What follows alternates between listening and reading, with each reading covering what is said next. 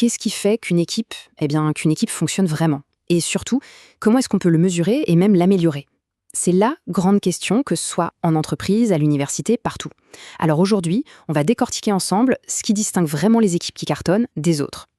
Ah ça parle à tout le monde, hein. Cette citation, elle vient d'une étude sur des étudiants en ingénierie, mais franchement, on a tous déjà vécu ça.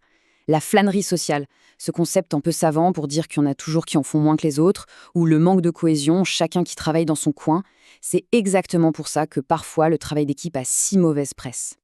Alors pour y voir plus clair, voici le plan de match. On va commencer par ce fameux paradoxe du travail d'équipe. Ensuite, on explorera les 3 piliers pour bien construire une équipe. Puis, on verra pourquoi le contexte, c'est vraiment le nerf de la guerre. Après ça, on passera aux choses sérieuses. Comment on mesure ce qui compte vraiment. Et enfin, le plus important, comment on transforme ces chiffres en actions concrètes. C'est parti. Et voilà, on y est. Le grand paradoxe. D'un côté, on a ce potentiel incroyable de la collaboration. Des idées qui fusent, une créativité qui explose, un résultat final bien meilleur que ce qu'une seule personne aurait pu faire. Mais de l'autre, il y a les pièges. Et ils sont nombreux. Les conflits, la coordination qui part dans tous les sens, et bien sûr, cette tendance de certains à se reposer sur les autres. Le potentiel est immense, c'est vrai, mais le risque de tout rater l'est tout autant. Alors, pour construire une équipe qui gagne, il faut un plan solide. Et la bonne nouvelle, c'est que la science nous en donne un. On va s'appuyer sur une méta-analyse, c'est-à-dire une étude qui analyse des centaines d'autres études, 398 pour être précis.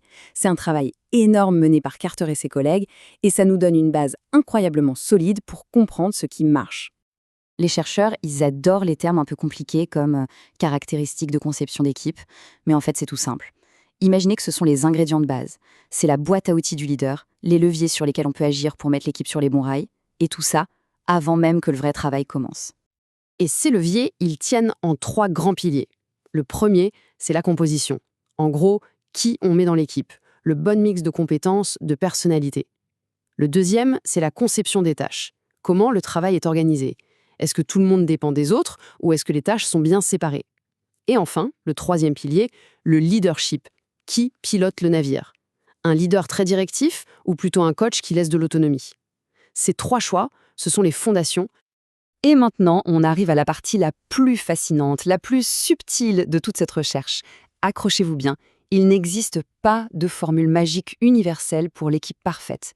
L'équipe idéale dépend à 100% du contexte, et plus précisément du secteur dans lequel elle évolue.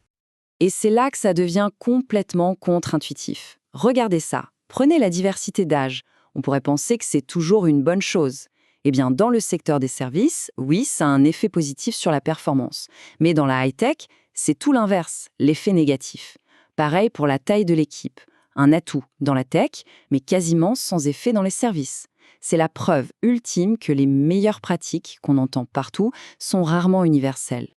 Ce chiffre, moins 0,22, il est vraiment marquant. Une corrélation négative aussi nette entre la diversité d'âge et la performance dans la high-tech, c'est énorme. Qu'est-ce que ça peut vouloir dire? Peut-être que dans un secteur qui bouge aussi vite, les différences d'approche de la technologie entre les générations peuvent créer plus de friction que de synergie? C'est une piste très intéressante. Donc, la morale de l'histoire, la voici. Le contexte, ce n'est pas juste un détail, c'est le facteur clé qui va décider si une stratégie va marcher ou pas.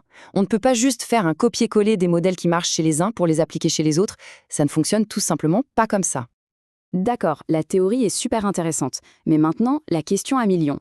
Comment on passe de ces grandes idées à la pratique? Comment on mesure concrètement si une équipe est performante ou non? Eh bien, c'est là que les fameux indicateurs clés de performance, les KPIs, entrent en jeu. Pour que ces indicateurs soient utiles, il faut éviter les objectifs flous du genre « on doit être meilleur ». Le meilleur outil pour ça, c'est le cadre SMART. Un bon indicateur doit être spécifique, mesurable, atteignable, relevant, c'est-à-dire pertinent, et défini dans le temps. Par exemple, au lieu de dire « améliorer le service client », on dira « réduire le temps de réponse moyen de 15% d'ici la fin du trimestre ». Là, au moins, c'est clair et tout le monde sait où on va. Et attention, il y a 2 types d'indicateurs à bien distinguer. D'un côté, les indicateurs retardés. C'est comme regarder dans le rétroviseur. Le chiffre d'affaires, par exemple, ça nous dit ce qui s'est déjà passé. C'est le résultat final. De l'autre, il y a les indicateurs avancés, comme le nombre d'appels passés par un commercial. Eux, ils sont prédictifs. Ils nous permettent d'agir en cours de route pour influencer le résultat de demain. Et bien sûr, chaque équipe a besoin de ses propres indicateurs, de son propre tableau de bord. Une équipe de vente va suivre le nombre de prospects, oui, mais aussi la satisfaction des clients. C'est la qualité. Une équipe de développeurs va regarder le nombre de fonctionnalités livrées, la productivité, mais aussi la vitesse à laquelle les bugs sont corrigés. L'idée, c'est de toujours avoir cet équilibre entre la quantité et la qualité.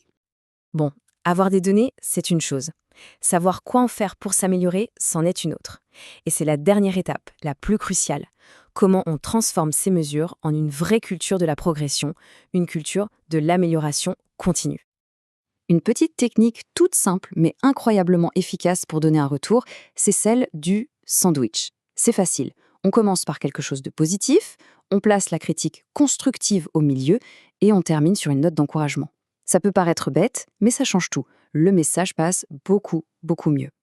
Une autre clé, c'est de ne pas imposer les objectifs d'en haut. Le plus puissant, c'est d'utiliser les données pour fixer les objectifs avec l'équipe. Quand les gens participent à la définition de leur propre but, leur engagement et leur sentiment de responsabilité montent en flèche. C'est logique, on est toujours plus motivé à atteindre un objectif qu'on a contribué à fixer. Et pour conclure, je vous laisse avec cette question, qui pour moi résume tout le défi de la gestion d'équipe. C'est cet équilibre délicat. Comment on fait pour reconnaître les performances individuelles exceptionnelles, pour célébrer les stars, sans jamais oublier que, à la fin, c'est la victoire collective qui compte. C'est une réflexion essentielle pour quiconque veut bâtir une équipe qui ne soit pas juste bonne, mais vraiment exceptionnelle.